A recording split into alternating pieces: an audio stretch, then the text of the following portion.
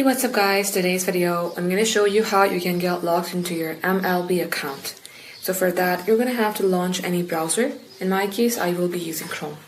Now at the top search bar simply type in MLB login, and once done you will see login by MLB.com. Select login,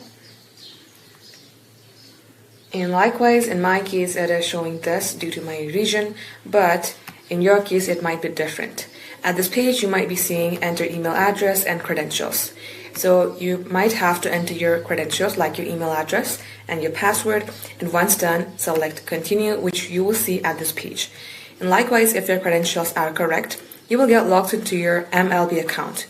In case your credentials are not correct, you may go ahead and reset your password, because you will also see the option of forgot password somewhere in that page as well.